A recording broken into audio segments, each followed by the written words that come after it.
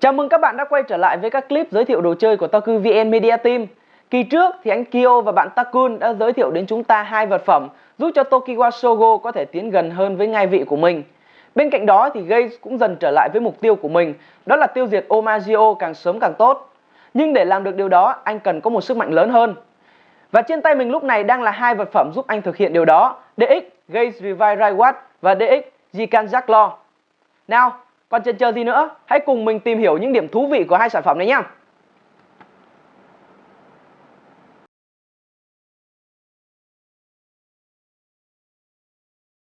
Đầu tiên chúng ta sẽ đến với Gaze Revive Raiwat. Nếu các Raiwat trước đây mang hình dạng của đồng hồ bấm giờ hay đồng hồ điện tử, thì chiếc Raiwat này lại mang hình dạng của đồng hồ cát. Cũng khá là lạ khi thiết kế lại quay trở về dạng đồng hồ tối cổ này. Về điểm này thì chúng ta có thể liên hệ đến vai trò của Gaze. Mục đích ban đầu của anh là tiêu diệt Omagio, tức Shogo. Nhưng theo thời gian anh thay đổi và dần quên đi điều đó. Việc quyết định sử dụng chiếc Raiwat này đồng nghĩa với việc anh trở lại vai trò ban đầu của mình, đúng với ý nghĩa của cái tên Revive. Ngoài ra, theo mình, chiếc Raiwat này còn mang một ý nghĩa, đó là muốn phát huy sức mạnh thật sự, cần phải nắm cái cơ bản, nền tảng ban đầu. Trở lại với sản phẩm chính của chúng ta, chiếc Raiwat có màu sắc chủ đạo là xanh và đen. Bên trong có hình gương mặt của Gaze Revive.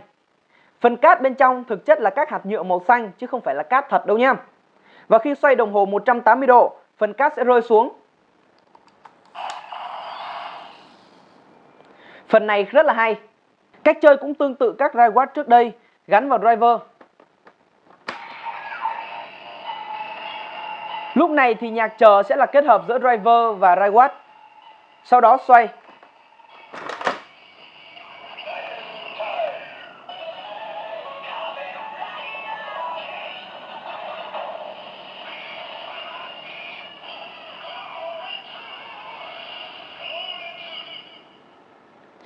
Vậy là chúng ta đã hoàn tất quá trình henshin của Gaze Revive. Ở form này, Gaze có thể chuyển hóa thành hai dạng chiến đấu: Goretsu thiên về sức mạnh và Shippui thiên về tốc độ. Muốn chuyển trạng thái, chúng ta chỉ việc xoay Raiwat.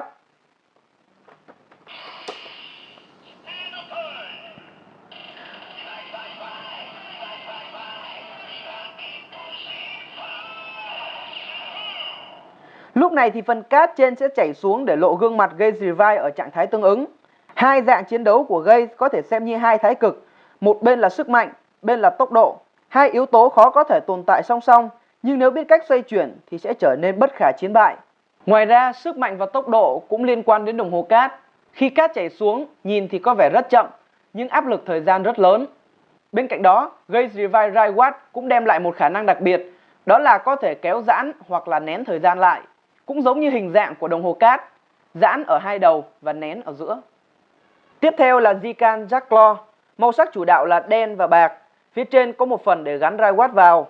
Tuy là sản phẩm đồ chơi dành cho trẻ em nhưng kích thước khá to, tay người lớn vẫn cầm rất thoải mái. Với mỗi dạng chiến đấu của Gaze Revive, Jikan Jacklaw cũng có thể thay đổi tùy biến là cưa tròn ứng với Goretsu và dạng móng vuốt ứng với Shippu. Ở dạng cưa, phần lưỡi có màu cam, bên cạnh có chữ Noko. Phần lưỡi cưa này được làm khá to, làm cho món vũ khí này vừa giống cưa vừa giống một tay đấm. Khi bóp cò sẽ có tiếng cưa máy chạy. Để kích hoạt chiêu, chúng ta bấm giữ nút ở phía sau một lúc, rồi bóp cò.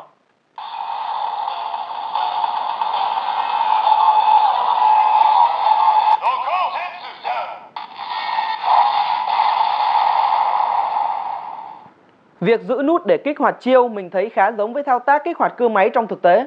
Để chuyển sang dạng móng vuốt, chúng ta xoay phần lưỡi cưa vào trong. Sau đó mở phần lưỡi là hoàn tất. Lúc này chữ cũng thay đổi thành Sume. Phần lưỡi được làm bằng nhựa dẻo, có màu clear xanh, nhìn rất là bắt mắt. Âm thanh tấn công cũng thay đổi thành tiếng chém. Và để kích hoạt chiêu, chúng ta bấm nút ở phía sau rồi bóp cò mà không cần phải giữ như cưa.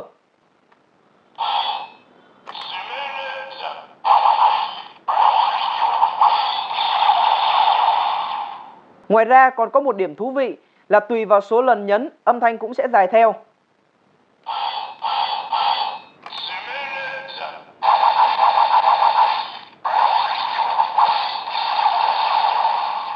Về điểm này thì mình thấy khá là giống với Gasacon Breaker của Kamen Rider XA. Để kích hoạt tất sát kỹ, chúng ta gắn Raiwat vào, sau đó bóp cò là xong. Tên của tất sát kỹ cũng giống như tên của chiêu đặc biệt, chỉ có điều là thêm chữ Super ở phía trước. Chốt lại hai sản phẩm lần này làm mình cực kỳ ấn tượng về cách chơi lẫn thiết kế. Tuy chỉ đơn thuần là một chiếc đồng hồ cát, nhưng Gaze Revive Raiwat lại mang đến nhiều ý nghĩa hay, bám sát với vai trò của nhân vật lẫn cốt truyện. Thiết kế cũng mới lạ khi sử dụng các hạt nhựa để mô phỏng quá trình cát chảy. Tuy nhiên, khá đáng tiếc khi đó cũng là điểm yếu của sản phẩm. Do không phải là cát mịn nên thỉnh thoảng sẽ có tình trạng nghẽn khi đang chảy xuống. Nhưng mình thấy với những điểm hay mà sản phẩm mang lại thì điểm yếu đó có thể bỏ qua được. Vậy là chúng ta đã tìm hiểu xong hai sản phẩm của ngày hôm nay. Các bạn có suy nghĩ như thế nào? Hãy chia sẻ ý kiến của mình bên dưới nhé. Cảm ơn các bạn đã quan tâm theo dõi. Tạm gác lại với vị vua thời gian. Kỳ tới, nhóm sẽ mang đến cho các bạn những dự án của các long kỵ sĩ. Cho nên đừng quên bấm like và subscribe để theo dõi nhé. Xin chào và hẹn gặp lại các bạn trong những dự án tiếp theo. Bye!